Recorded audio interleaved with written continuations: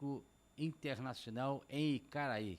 Vamos iniciar mais uma videoaula que nos proporciona esta igreja para que possamos assim ter um aprimoramento no nosso conhecimento e todos aqueles que estão sempre nos seguindo e acompanhando para poder cada vez mais ser capacitado na palavra de Deus.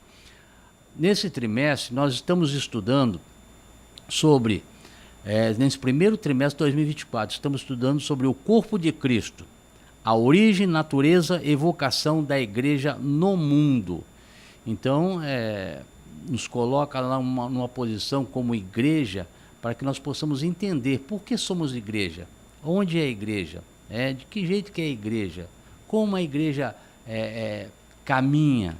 Enfim, são várias informações que nós vamos, vários ensinos que nós vamos ter, sempre nos direcionando para a igreja de Cristo. Na lição de número 1 nós falamos sobre a origem da igreja, na lição de número 2 nós falamos sobre imagens bíblicas da igreja. E agora, nessa terceira lição, vamos estudar a natureza da igreja. Amém?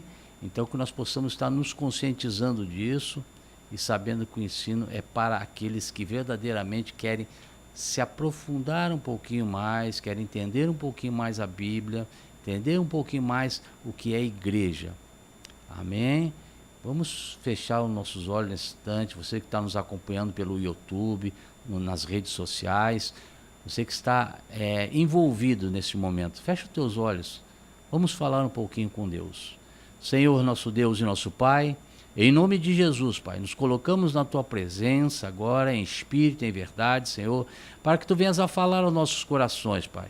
Ministra sobre cada vida, Pai, que está aí atento, com seus ouvidos atentos, Pai, para escutar esta mensagem, esse ensino, Pai, ao qual vai trazer, Pai, um conhecimento, Pai, conhecimento da Tua igreja, meu Deus. Nós precisamos de Ti, Senhor. Somos dependentes de Ti, Senhor. Que Teu Espírito Santo venha verdadeiramente a nos mostrar a Tua verdade, meu Deus. Nós sabemos que a Tua verdade está na Tua palavra, Pai. Nós sabemos que a Tua verdade, Pai, está no Espírito, Pai, que sopra em nossos ouvidos, Pai, e faz com que nós tenhamos discernimento, Pai, de tudo aquilo que vamos aprender, de tudo aquilo que vamos ler, Pai, de tudo aquilo que está escrito na Tua palavra, Pai. Por isso, Pai, faça de nós, Pai, um instrumento da Tua paz, meu Deus, para que possamos assim ter sabedoria em tudo que formos falar com relação à Tua palavra, Pai. É o que eu te peço nesse momento, já te agradecendo por todas essas vidas, Pai, que estão aí observando, que estão nos olhando, que estão escutando, que estão, Pai, querendo saber mais, Pai. Olha por cada um desses, Pai. Abençoe e guarde agora. E tira todo o pensamento contrário, tudo aquilo que venha desvirtuar nossa mente, Pai, daquilo que será ministrado aqui nesse momento, Pai. É o que eu te peço, já te agradecendo, em nome de Jesus. Amém. Então, amados, graças a Deus por mais esse momento. Então, essa é a nossa lição de número 3.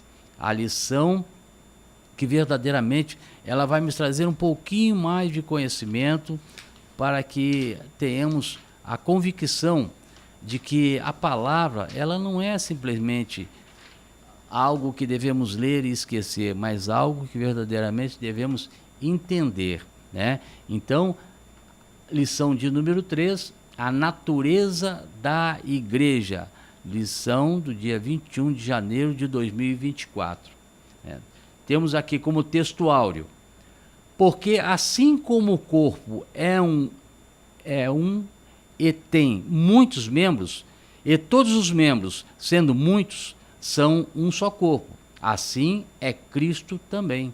Isso está no livro de 1 Coríntios, no capítulo 12, no versículo 12 também. Então, desde já, irmão, nesse texto de ouro aqui, nós precisamos ter já a convicção da seriedade, dessa explanação, dessa colocação, dessa escrita, feita por um membro que verdadeiramente fazia parte do corpo de Cristo. Porque assim como o corpo é um e tem muitos membros, e todos os membros, sendo muitos, são um só corpo, assim é Cristo também. Então, desde já nós já vamos meditando, pensando nessas questões. A verdade prática nos diz assim: conhecendo a igreja em sua natureza, nos conscientizamos da importância de fazer o quê? Parte dela. Então, irmãos, como já foi falado aqui no início, nesse primeiro, no 1 Coríntios capítulo 12, então nós fazemos parte desse corpo, ou seja, nós somos membros desse corpo, né? Onde o cabeça é Cristo, né? Corpo de Cristo. Quais são os objetivos da nossa lição? Primeiro, destacar a natureza bíblica da igreja, fundamentada na doutrina dos apóstolos e conduzido o quê? Pelo Espírito Santo. Olha só. O objetivo número 2, apresentar os aspectos naturais, visíveis e invisíveis da igreja. Item 3, objetivo 3, alencar a unidade da igreja como aspecto central que revela a sua identidade cristã neste mundo.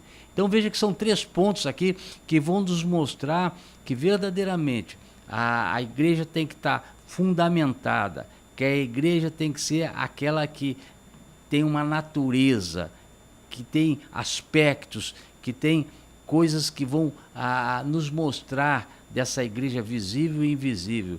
E também vai nos mostrar um aspecto central que revela a identidade cristã no mundo. Então isso é importante. Nós temos uma identidade. Isso tem que ser revelado através das nossas vidas como membros desse corpo. Introdução. Agora na sua revista aí vamos acompanhar, é claro que o comentarista, né, ou o escritor da revista é o pastor José Gonçalves. Então ele traz para nós, através de muitos estudos e aprofundamentos, nos mostrando como é essa igreja. E aqui, irmãos, nós vamos falar, e tem esse período todo, né, que fala sobre a igreja de Cristo, é um estudo, isso aí é uma matéria, inclusive, né, daqueles que fazem o curso de teologia, chamado eclesiologia, né? Daí vem de eclésia, vem de eclesia, igreja, né? Então tudo isso nós temos que ter esse entendimento. Então a introdução ela diz assim: vamos aprender um pouco mais de eclesiologia, que é o estudo sobre a natureza da igreja, sua essência e dimensões. Eu gostaria que você, se você tem a sua revista aí, fosse já marcando alguns pontos que eu acho muito interessante. É o estudo sobre a natureza da igreja, a sua essência e dimensões. Para tanto, temos como particularidade a igreja, a sua extensão confessional. Então isso é muito importante, extensão confessional. Nós precisamos ter a certeza de que nós estamos falando algo que fala de confissão. Qual é a nossa confissão de fé? Isto é, sua base doutrinária e ortodoxa, sua extensão local e espiritual, que diz respeito à sua localização e influência na sociedade enquanto corpo de Cristo. E, por fim, sua extensão comunitária, no que tange à sua unidade e comunhão com o estilo de vida, como estilo de vida. Então veja que são pontos que são bem sensíveis já nesse início aqui, são 3 momentos aqui que são muito fundamentais: a extensão confessional, a extensão local e espiritual, e também a extensão comunitária. O que define uma igreja genuinamente cristã? Isso seria uma pergunta que, se nós tivéssemos uma aula presencial, seria mais fácil de fazer. Porque teríamos logo várias respostas, várias pessoas respondendo sobre isso. Mas a pergunta é assim: o que define uma igreja genuinamente cristã? Há muitas características que mostram o que é uma verdadeira igreja, mas para o nosso propósito trataremos apenas de algumas delas. Primeiro, ela é confessional, ou seja, ela é fundamentada na palavra de Deus. É a nossa O nosso livro de fé e de regra, como muitos falam, é o quê? É a palavra de Deus. É o que confessamos, aquilo que nós lemos, aquilo que nós acreditamos, que é a palavra de Deus. Então, ela está fundamentada, então, esse propósito confessional, fundamentado na palavra de Deus. Segundo, tem uma dimensão local e universal, ou seja, existe tanto na forma visível como na forma invisível. Nós vamos estudar isso aqui mais adiante nos outros tópicos. E em terceiro lugar, genuinamente cristã é una, ou seja, isto é, não é dividida, pois sem unidade não há igreja. Então ela é una, é uma só igreja, um só corpo, o corpo de Cristo.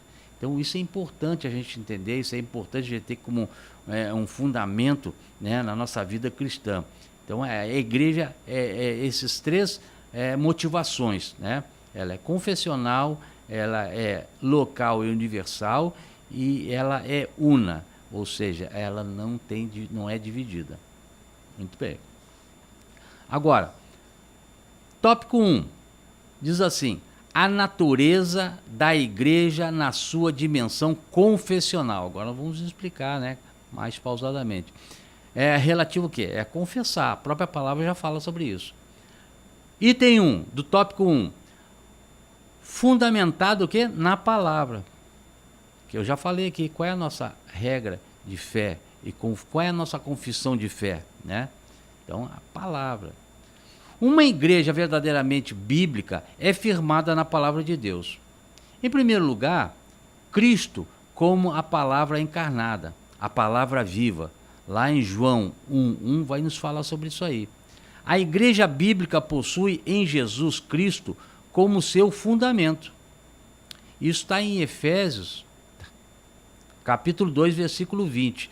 Então, irmãos, veja que são pontos bem relevantes do nosso ensino aqui, porque ela fala que, nesse primeiro momento aqui, Cristo como a palavra encarnada, a igreja bíblica possui Jesus como fundamento, né, da sua palavra.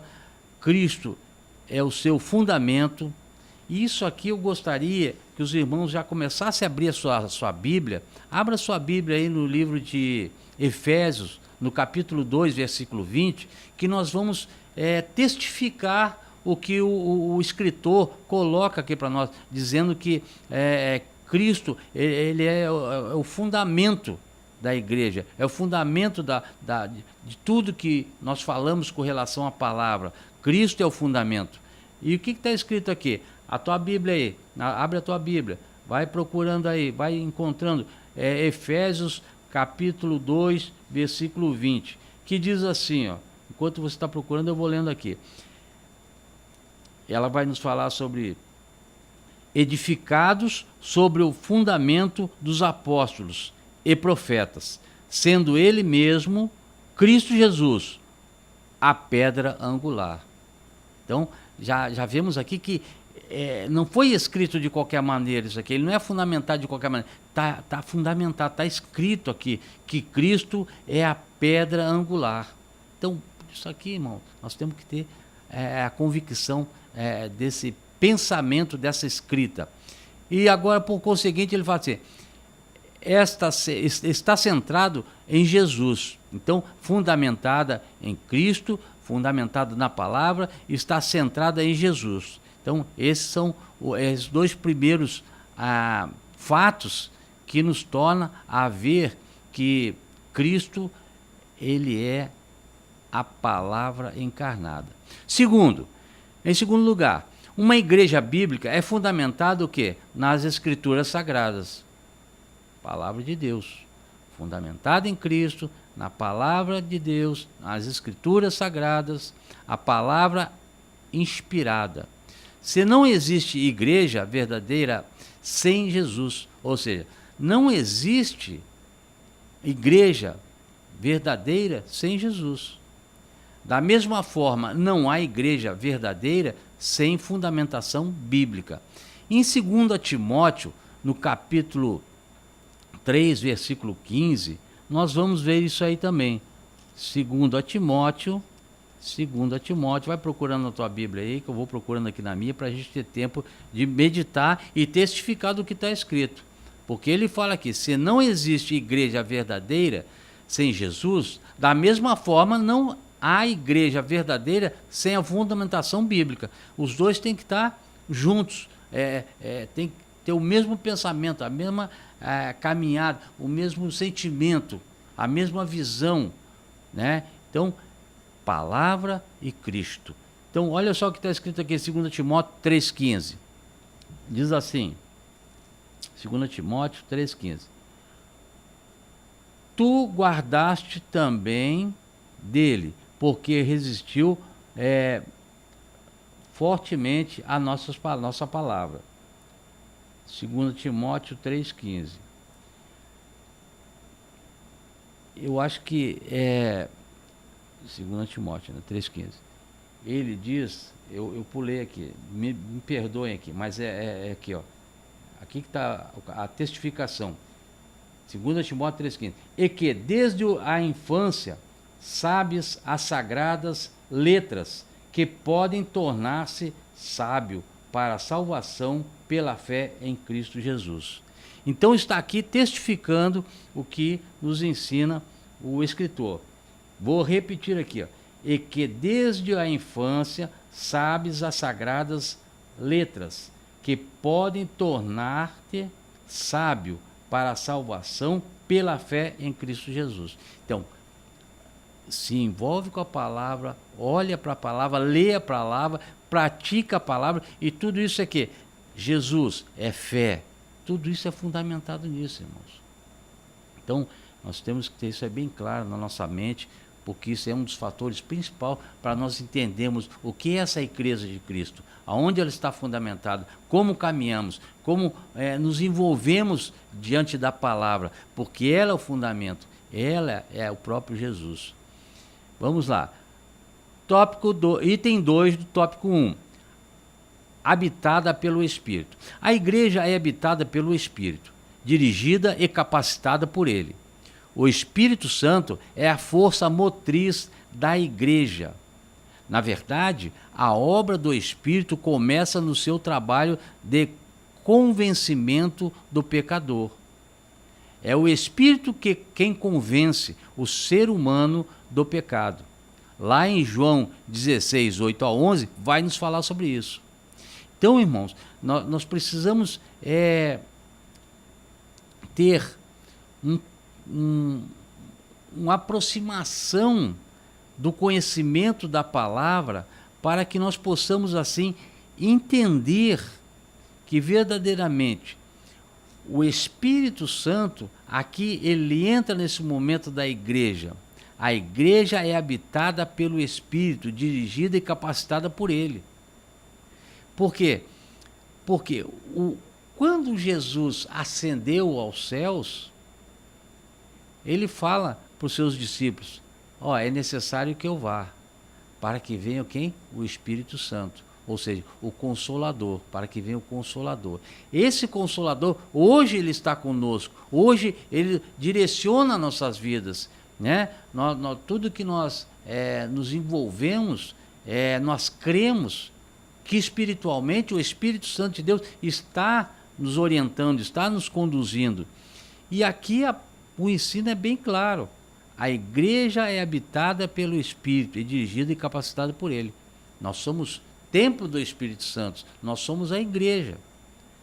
O Espírito Santo é a força motriz da igreja. Na verdade, a obra do Espírito começa no seu trabalho de convencimento do pecador. Então, isso também nos leva a pensar que muitas vezes a gente vai evangelizar, vai pregar o evangelho, vai falar do evangelho, da palavra de Deus para as pessoas, e a gente quer que aquela pessoa aceite a Jesus, que aquela pessoa, sabe, como se nós estivéssemos impondo, não, você tem que conhecer esse Cristo, você vai conhecer porque ele é bom, porque é isso, porque é aquilo, enfim, a gente vai querendo convencer, fazer a obra que não é nossa.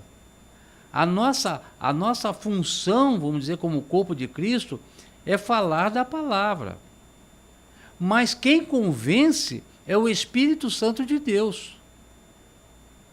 Então nós temos que ter essa certeza, nós temos que ter essa convicção de ter sabedoria como pregar o Evangelho, como falar do Evangelho, como falar da palavra de Deus, como saber cultivar nas pessoas uma palavra que leve elas a querer conhecer esse Cristo.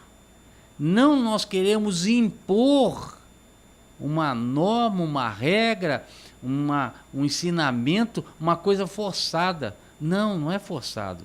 Mesmo porque nós não temos que forçar. Não é, a palavra nos fala que não é nem por força, nem por violência. Então, nós temos que entender que muitas vezes a gente chega para as pessoas e diz, Jesus te ama. E aquela palavra é o suficiente para que a pessoa se convença através do quê? Da obra do Espírito Santo, a aceitar a Jesus. Sabe? Então, as coisas são assim, a palavra de Deus é assim. E diz assim, o Espírito quem convence o ser humano do pecado. É o Espírito Santo quem produz a obra de regeneração. Quando o evangelista Lucas diz que o Senhor abriu o coração de Lídia, que esse texto está lá no livro de Atos 16:14, aí vemos que a obra poderosa do Espírito Santo trazendo convencimento para a salvação. Então, Atos, deixa eu ver se eu cheguei a separar na minha revista aqui, o livro de Atos, ele vai nos falar sobre isso também, sobre essa palavra em que Lídia, né, foi ali alcançada. Vamos ver aqui. Então, a gente precisa ter essa aptidão para poder mostrar que o Espírito Santo é que verdadeiramente vai convencer. Atos 16:14. Procura na tua Bíblia Atos 16:14. O que ele vai nos falar aqui? 16:14. Atos. Olha só. 16:14. Certa mulher chamada Lídia, da cidade de Tiatira, vendedora de púrpura, temente a Deus, nos escutava. O Senhor lhe abriu o coração para atender às coisas que Paulo dizia. Então, ela só escutava o que eles falavam. E aí, a palavra aqui, a própria palavra vai nos falar o quê? O Senhor lhe abriu o coração para atender às coisas que Paulo dizia. Ou seja, então, é claro que quem convence, quem fala é o Espírito Santo de Deus. Isso a gente tem que ter bem claro. E aí, eu me aprofundo um pouquinho mais nessa explicação em dizer que até o momento em que a gente não conhece a obra de Deus nas nossas vidas, né? Aí chega um momento que o Espírito Santo de Deus fala ao nosso coração, fala à nossa mente, e nós aí começamos a viver e querer conhecer mais e mais. E esse conhecer mais e mais, que nos gerado em nosso coração pelo Espírito Santo, vai gerar essa vontade, essa sede de querer saber mais. E o Espírito vai só falando aos nossos corações, vai ministrando, nós vamos entendendo, tendo discernimento, para que começarmos uma caminhada com Cristo através da sua palavra. O item 3 do tópico 1 diz assim: quem faz parte da igreja anda no Espírito. Olha só, acabei de falar isso. Esse é o tópico 3. Quem faz parte da igreja anda no Espírito. Quando alguém responde à mensagem da cruz, o Espírito de Deus produz nele a certeza da salvação. Então, no livro de Romanos 8,16, olha só o que ele nos fala, Romanos 8,16. É interessante que a gente tem que caminhar e na Bíblia, né, para testificar o que está sendo falado. Romanos 8,16. Olha só. Diz assim, ó, Romanos 8,16. O próprio Espírito testifica com o nosso espírito que somos o quê? Filhos de Deus. Os irmãos sabem, já conhecem por outros ensinos, que nós somos trino, vamos dizer, corpo, alma e espírito, né? Corpo, parte física, alma, nossos sentimentos, e espírito é o quê? É o nosso relacionamento com Deus, nossa intimidade com Deus, corpo e alma e espírito. Então, aqui em Romanos, Paulo escreve, ele diz assim, o próprio Espírito testifica com o nosso espírito que somos o quê? Filhos de Deus. Olha a testificação. E ele diz mais, agora, regenerado, o cristão passa a andar ou ser dirigido o quê? Pelo Espírito. O fracasso da vida espiritual está no fato de não andarmos na esfera espiritual. O Espírito, portanto, habita o crente, capacitando-o. Sem capacitação, o Espírito, ou seja, sem capacitação do Espírito, a igreja é inoperante e perde a sua essência. Então, irmãos, nós temos que entender que esse sentimento mais profundo, ou seja, que é testificado no nosso espírito, através do Espírito Santo de Deus em nossas vidas, faz com que aguça em nós esse sentimento maior de querer conhecer mais a esse Cristo, de nos envolvermos mais, de andarmos em espírito, de estarmos sempre lendo a palavra, orando, jejuando, nos envolvendo com a intimidade com Deus, falando com Deus, sabe? Crescendo nesse conhecimento, para que possamos assim ser sensíveis ao Espírito Santo de Deus.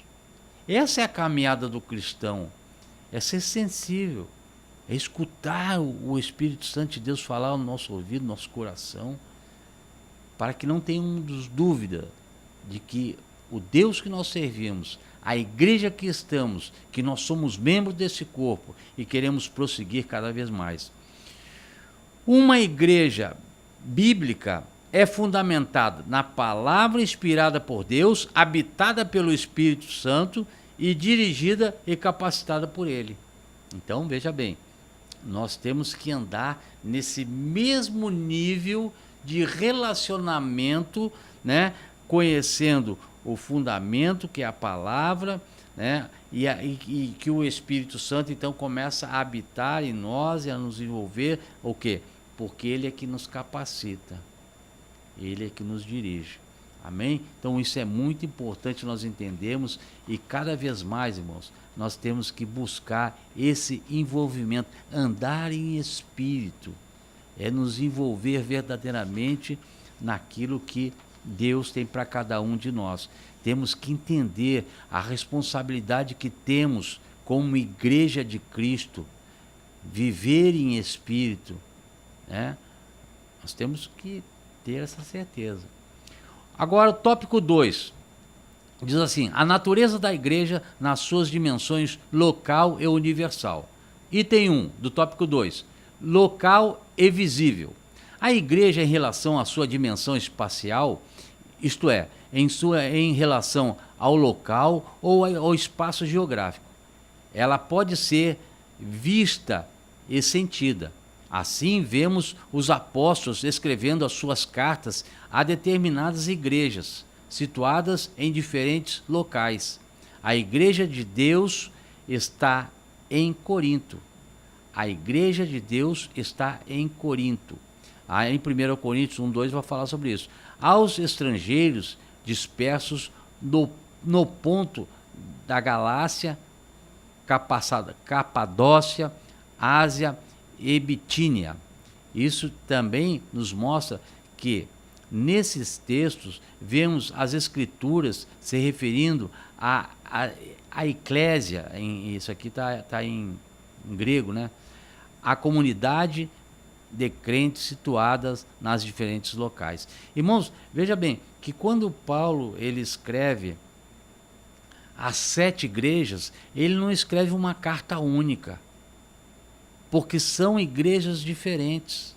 O propósito é o mesmo, mas as igrejas são diferentes.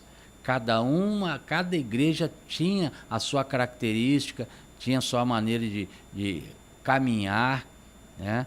Cada uma tinha suas dificuldades, né? Cada uma tinha as suas perseguições, enfim. Mas e Paulo, quando ele escreve aqui, ele não escreve uma carta só às 7 igrejas.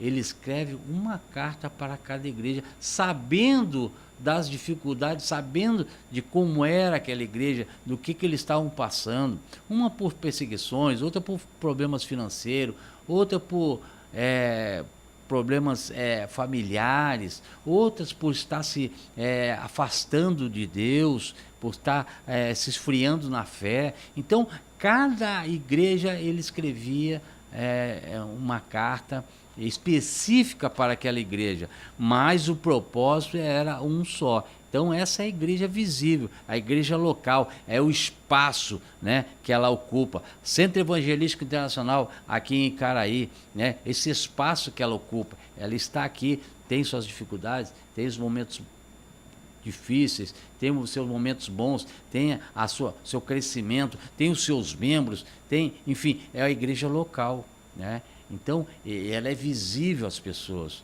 Olha, ali eu fico no centro evangelístico. Ah, aquela igreja ali, centro evangelístico, ela abençoa muitas pessoas, não só em alimentação, mas com os cuidados com as pessoas, enfim.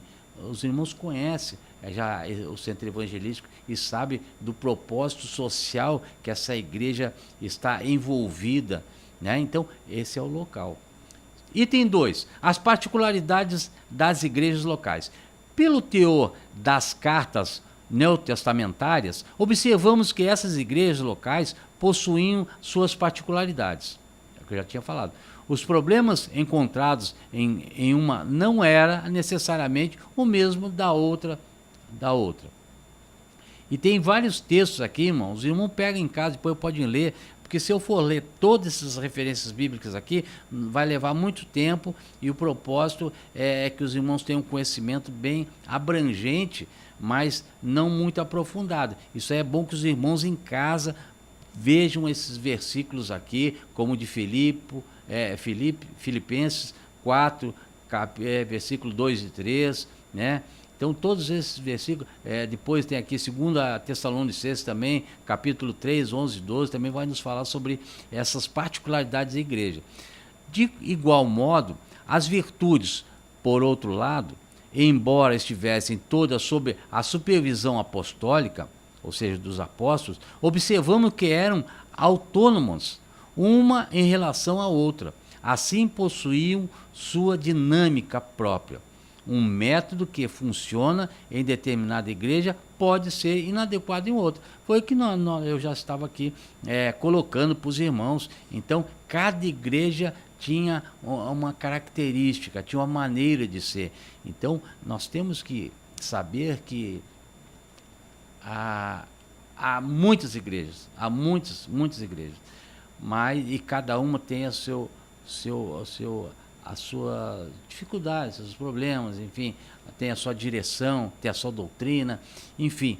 Mas o que é importante? Que o propósito seja o mesmo. Cristo Jesus. Cristo é o centro, Jesus é o centro. A palavra é a mesma, a palavra é uma só. A palavra está fundamentada em Cristo. Cristo está fundamentado na palavra. Cristo é o centro. Então, todas elas têm esse propósito. Ao alvo. O alvo é Cristo.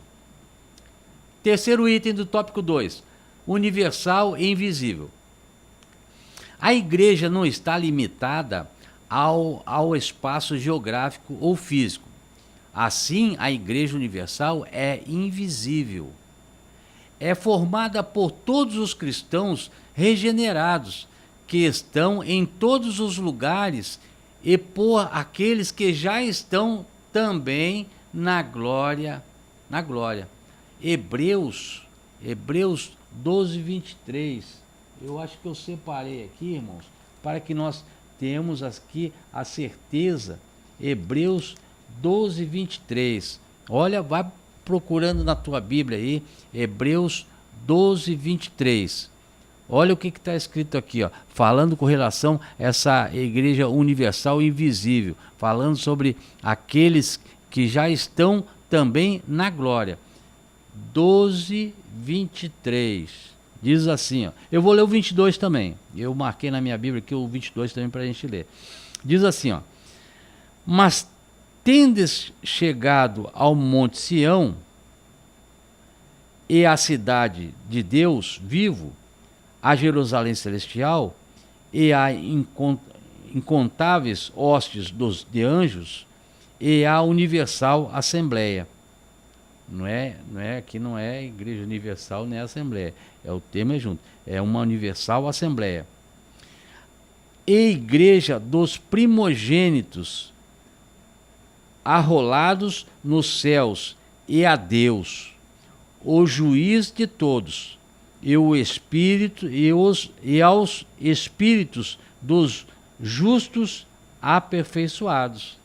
Então, aqueles que já partiram, né? E a igreja dos primogênitos, ou seja, dos primeiros, arrolados nos céus, e a Deus, o juiz de todos, e aos espíritos dos justos aperfeiçoados. Quem são os justos? É a igreja do Senhor. Então isso a gente precisa ter bem claro, ter conhecimento, para a gente não ficar, né, muitas vezes tendo dúvidas de que essa é a igreja invisível. Vamos lá. Então diz assim, ó, nós lemos Hebreus, né, Hebreus capítulo 12, 22 e 23.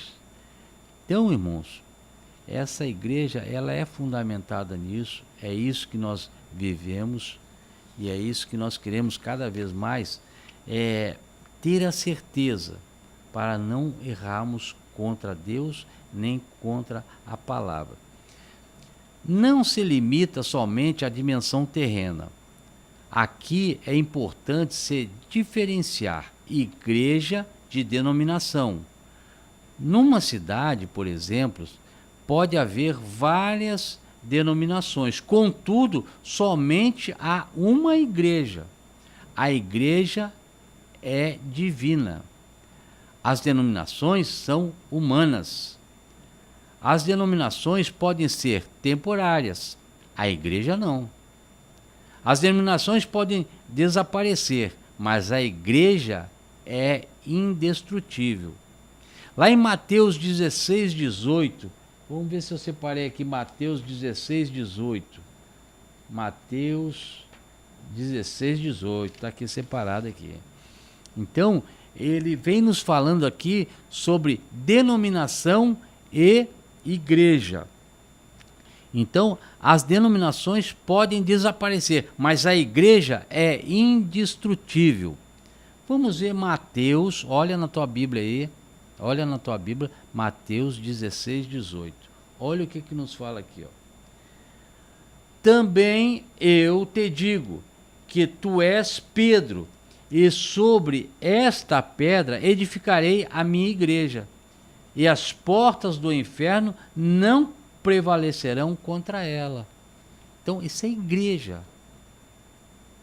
fundamentada na pedra, rocha, ali, com certeza, né? Então, irmãos, isso aqui é algo muito profundo, que nós precisamos viver isso aqui. Essa igreja que é indestrutível. Há grupos que se autodenominam igreja, contudo, são sinagogas de Satanás. Lá em Apocalipse 3:9 eu vou falar sobre isso. Entretanto, o que fará com o que uma igreja ou denominação seja cristã? É a sua fidelidade a Cristo e às Escrituras. Então, a igreja está forjada, ela está formada, ela está embasada, ela está centrada, ela está tendo como base né, a sua estrutura. Então, é a finalidade, é Cristo e as Escrituras. Ela tem que saber disso aí, que a igreja, para que ela seja cristã, ela é a sua fidelidade a Cristo e às Escrituras Sagradas. Ou seja, o alvo é Cristo, a palavra que nós temos como referência é a palavra de Deus, as Escrituras Sagradas. Esse tem que ser esses fundamentos da igreja. Cristo, a palavra. Tá vendo? Os irmãos estão percebendo que nós estamos batendo nessa tecla, e esse ensino nos fala sobre isso, dessa igreja, a natureza da igreja, né? Aonde está fundamentada, como vivemos, como a igreja vive, o que a igreja tem que viver? A palavra de Deus. O que a palavra tem que ter como alvo? Cristo. É isso. A igreja de Cristo se revela numa dimensão terrena e igualmente numa dimensão espiritual.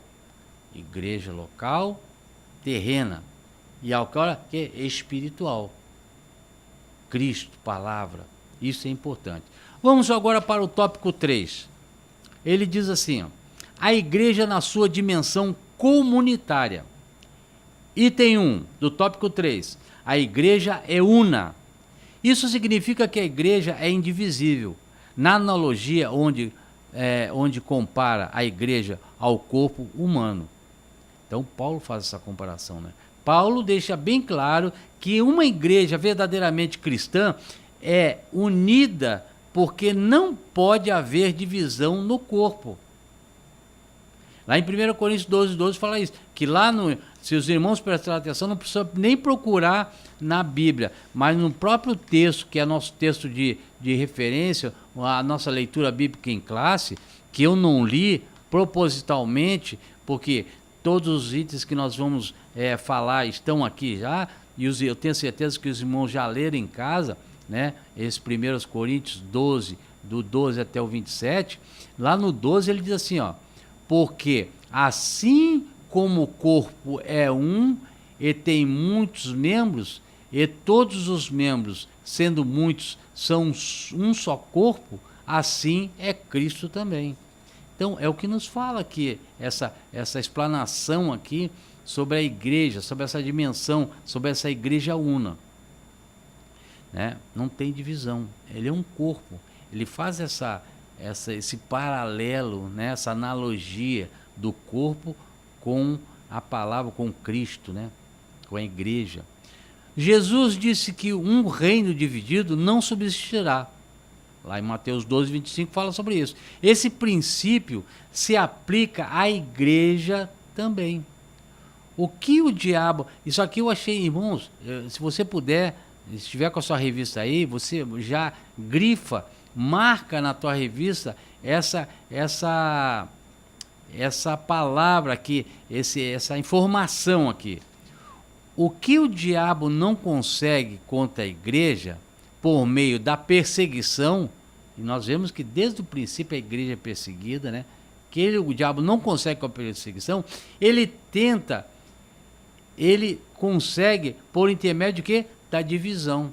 Se ele não consegue por um processo, ele vai conseguir por outro, pela divisão. Por que muitas igrejas estão se dividindo? Muitas igrejas há uma separação, enfim, a igreja... pastor tal saiu da igreja, vamos acompanhar aquele pastor, o restante da igreja fica. Aí, sabe, há uma divisão por analogias ou por maneiras de pregação, enfim, por várias maneiras o inimigo tenta entrar na igreja para o quê? Causar uma divisão. Às vezes é uma fofoca, é um partidarismo, pastores para cá, outros pastores para lá, e uma geração para cá. Enfim, irmãos, o inimigo ele coloca situações para que haja uma divisão. E esse é um dos processos que o inimigo usa para enfraquecer a igreja. Então, ou pela perseguição, ou até mesmo da divisão. Devemos evitar a todo custo o partidarismo, as preferências e os exclusivismos, se quisermos preservar a unidade da igreja local. Então, irmãos, Isso é muito importante. A gente ter a nossa mente aberta com o que diz respeito à ação do inimigo para dividir a igreja, ou muitas vezes permitindo que a igreja seja perseguida, né?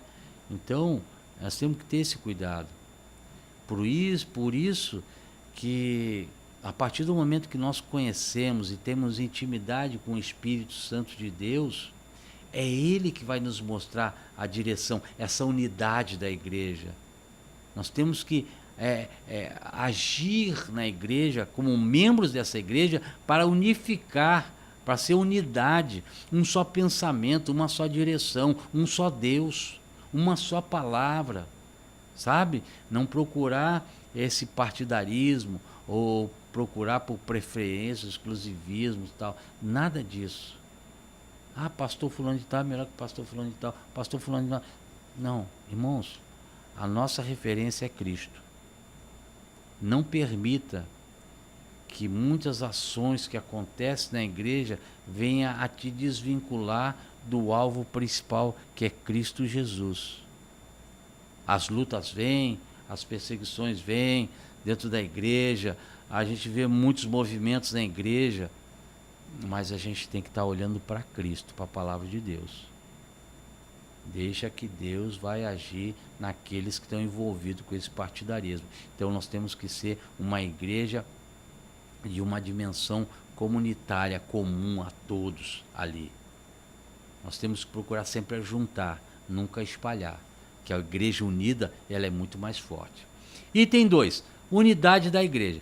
Paulo escreveu à igreja de Filipos e disse assim: completai o meu gozo, para que sintais o mesmo, tendo o mesmo amor, o mesmo ânimo, sentindo uma mesma coisa. Filipenses 2:2.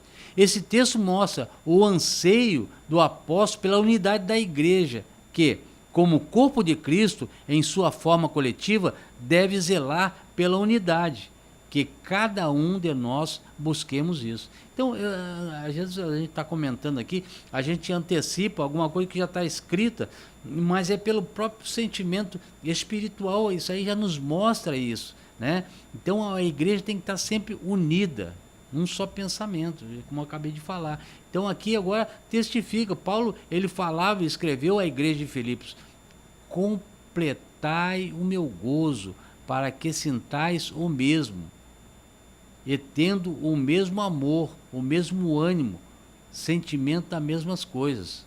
Filipenses 2, depois você lê Filipenses 2:2. Irmãos, nós temos que ter esse entendimento, né? E temos que ter o caráter de Cristo e, sobretudo, fundamentado na sua palavra, entender o que Paulo escrevia aqui. Paulo escreveu aos Filipenses nesse sentido, de fazer com que a igreja, apesar de todas as situações que ela estava vivendo, elas tinha que estar unida, ter bom ânimo, não desistir da caminhada. Isso é bom a gente entender. Terceiro item do tópico 3, diversidade na unidade. Isso é um anseio, Isso é o que anseio Jesus. O anseio, não entendi aqui direito. Pela unidade dos seus discípulos. Ou seja, isso é o que anseia Jesus, pela unidade dos seus discípulos. João 17. Aí você tem que ler todo esse capítulo de João 17 que você vai entender o que ele coloca aqui, o que o escritor escreve aqui. Ali há o que os teólogos chamam de unidade de essência. Na Trindade, o Pai, o Filho e o Espírito Santo são pessoas diferentes. O Pai, o Filho e o Espírito Santo são pessoas diferentes, com a mesma essência, possuindo a mesma substância. Eu gostaria que você anotasse aí, ou marcasse, grifasse na sua revista, essa escrita aqui do pastor José Gonçalves. Diz assim, ó, o Espírito Santo, o Pai, o Filho e o Espírito Santo são pessoas diferentes, Ponto. Com uma mesma essência, a essência é a mesma, possuindo a mesma substância e um só propósito. Da mesma forma, os cristãos devem buscar esse tipo de unidade. Nesse aspecto, a unidade não é uniformidade. Somos diferentes, diversos, temos temperamentos distintos e maneiras diferentes para fazer as coisas, mas, mesmo assim, somos um em Cristo Jesus, para preservar o mesmo alvo. Somos pessoas diferentes. Somos pessoas que têm sentimentos diferentes, características diferentes, maneira de ser diferentes. Mas o que acontece? O propósito, a vontade de Deus é uma só em nossas vidas. Por isso que ele fala que esses três são diferentes, cada um tem uma atuação. O Espírito tem uma atuação, o Filho tem uma atuação, o Pai tem uma atuação, mas a essência deles, a substância, o propósito é um só. Esse que é o fundamento da vida do cristão. Como igreja de Cristo, são vários os membros, mas cada um tem a sua finalidade. Como fala aqui no texto inicial de referência, pode o olho ser o corpo, ser tudo? Ele fala isso aqui claramente, para que a pessoa não tenha dúvida do que foi lido. Eu achei interessante isso, porque coloca muitas pessoas que, por não ter entendimento, ficam com essa dúvida. Olha só, diz assim, deixa eu ver aqui. Se todo o corpo, isso aqui é um versículo 17, do 1 Coríntios 12, versículo 17, se todo o corpo fosse olho, onde estaria o ouvido? Se todo fosse ouvido, onde estaria o olfato? Mas agora Deus colocou meus membros no corpo, cada um deles como quis. E aí ele fala assim, e se todos fossem um só membro, onde estaria o corpo? Agora, pois, há muitos membros, mas um corpo.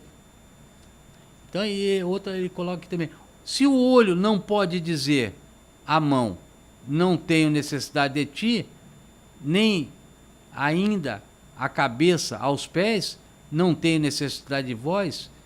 Então, veja bem, esse texto aqui é um texto que dá uma pregação muito fundamentada, muito bem feita, para que nós possamos entender, através da analogia do corpo humano, como que temos que ser como cristãos, como o corpo de Cristo. Nós temos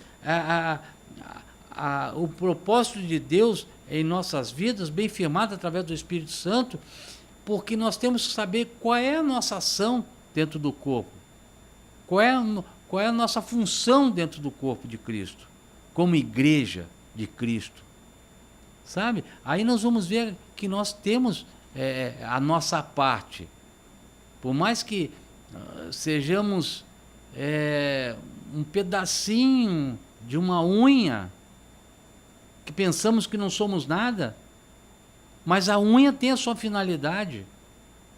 Eu estou dando um exemplo aqui bem, sabe? Tem a sua finalidade, tem a sua necessidade. Assim nós, como corpo de Cristo, você como igreja, como corpo de Cristo, às vezes você pensa, mas eu não sou ninguém, ninguém me vê na igreja, ninguém me enxerga, ninguém... Não, meu irmão, você tem um propósito de Deus na tua vida. Deus, ele quer te usar.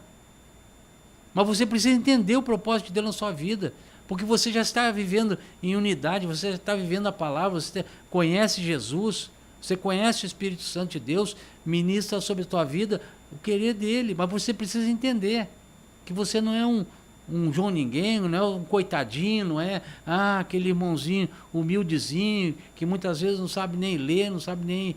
Enfim, para Cristo, você é igreja. Para Cristo, você tem uma finalidade. Entenda esse propósito de Deus na tua vida. A igreja, como corpo de Cristo, em sua forma coletiva, deve zelar pela unidade deve zelar pela unidade e saber, da mesma forma, cada crente deve buscar isso. Amém, irmãos? Então, que nós possamos, assim, entender, e agora para concluir esse momento, eu gostaria que você prestasse bem atenção nessa finalização.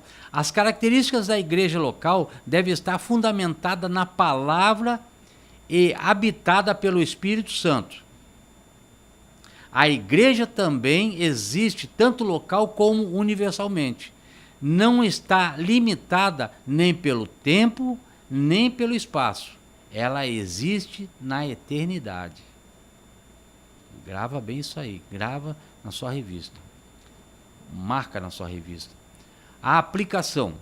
A igreja foi instituída neste mundo com a incumbência de transmitir a mensagem do Evangelho até os confins da terra. Para tanto, ela deve testemunhar aos pecadores que o Senhor Jesus, mediante a ação do Espírito Santo, continua a curar, salvar, batizar no Espírito Santo e conduzir o homem ao reino celestial. Que maravilha, irmãos! Que nós possamos ficar meditando nessa conclusão e vivenciar na nossa vida cristã, como igreja, como corpo de Cristo, que nós fazemos parte que queremos fazer parte desse reino celestial. Que o Espírito Santo continue conduzindo as nossas vidas e nos mostrando que nós temos um propósito de Deus como corpo de Cristo. Amém, irmãos? Tenham um excelente domingo e que Deus continue abençoando a semana de vocês grandemente e que possamos, irmãos, eu peço aos irmãos que têm a revista, que possam continuar acompanhando, lendo, porque a cada lição Deus quer falar conosco, a cada lição temos um ensinamento novo. Precisamos compreender mais e mais o que é a natureza da igreja. Na lição de número 4, que será no dia 28 de janeiro, tem aqui a igreja e o reino de Deus. Eu creio que vai ser uma lição muito poderosa. Amém? Fiquem com Deus e que Deus abençoe vocês grandemente. Em nome de Jesus.